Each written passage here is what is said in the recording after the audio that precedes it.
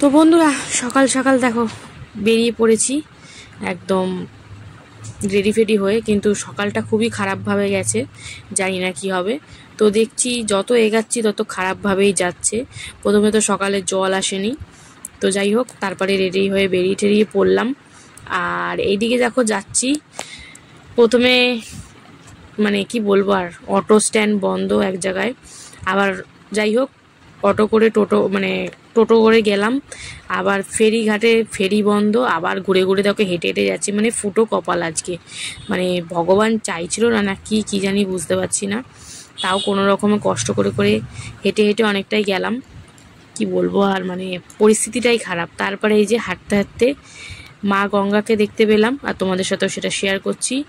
তো এই দেখো চারিদিকটা কত মানে নিস্তব্ধ নিলিবিলি, কি ভালো যে লাগছে কি বলবো।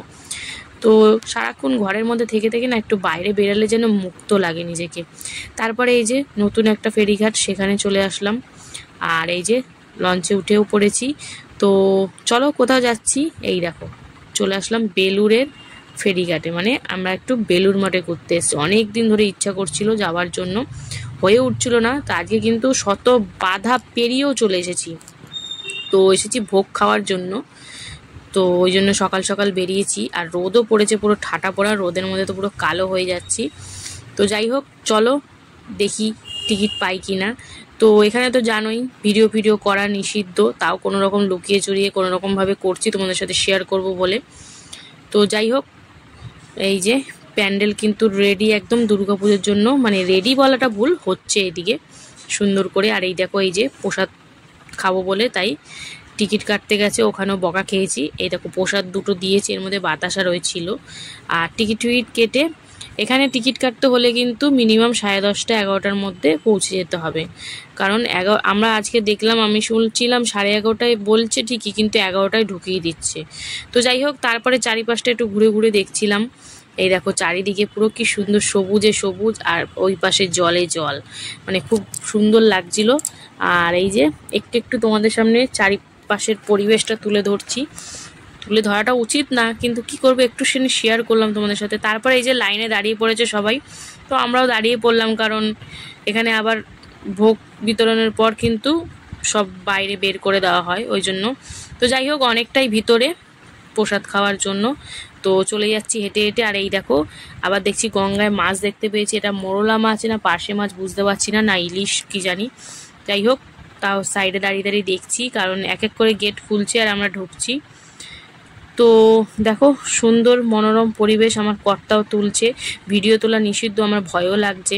তো যাই হোক তারপরে এই যে চলে এসেছি মা শারদা, এখানেই কিন্তু আমাদের খাওয়ার মানে জায়গা।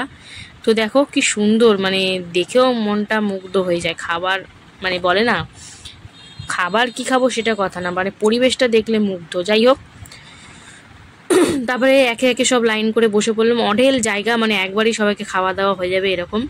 তো একটু একটু এখানে কিন্তু আমাকে কেউ কিচ্ছু বলেনি প্রসাদের এখানে, ওই বাইরেটাই একটু ভিডিও ফটো মটো তোলা একটু মানা করছিল।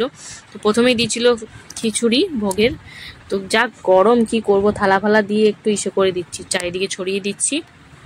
তারপরে খিচুড়ি ভোগের পর চলে আসছে কিন্তু এখানে কি বলতো, এই যে তো এটা হচ্ছে আলুর তরকারি টাইপের, এটাই দিয়ে দিচ্ছে পাতের মধ্যে।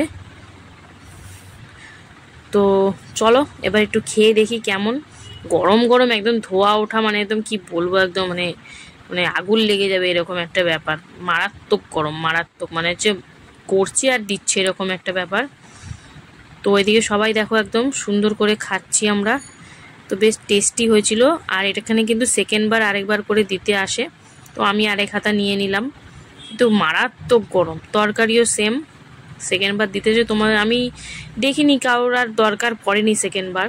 আবার তোমরা যদি চাও একটু টিফিন বাটি নিয়ে একটু নিয়েও যেতে পারো, ধরো বাড়িতে কোনো বয়স্ক আছে তার জন্য।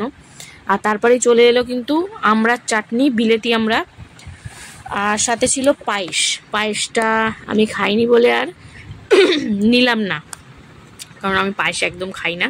তারপরে এই যে সবাই একে একে উঠে যাচ্ছে খেয়ে দিয়ে, আমাদের আর এত গরম আর এত তাড়াতাড়ি খাওয়ার অভ্যাস নেই, ওই জন্য আস্তে আস্তে খাচ্ছি। আর আমার মেয়ে তো দেখো একা একা খেতে গিয়ে একদম পুরো মুখে চোখে লাগিয়ে একাকার।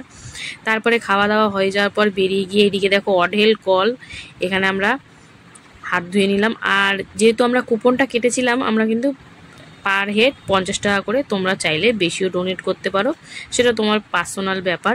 তো যাই হোক, তারপরে চলে এলাম বাড়ির উদ্দেশ্যে, রওনা দিচ্ছি। যেহেতু ওইদিকে বন্ধ আছে, তাই এই দক্ষিণেশ্বর হয়েই কিন্তু আমরা বাড়ির দিকে রওনা দেব। তো এই ছিল আজকে আমার সারা দিনের পরিক্রমা। ভিডিওটা ভালো লাগলে পাশে থেকো। তো চলো এখনের মতন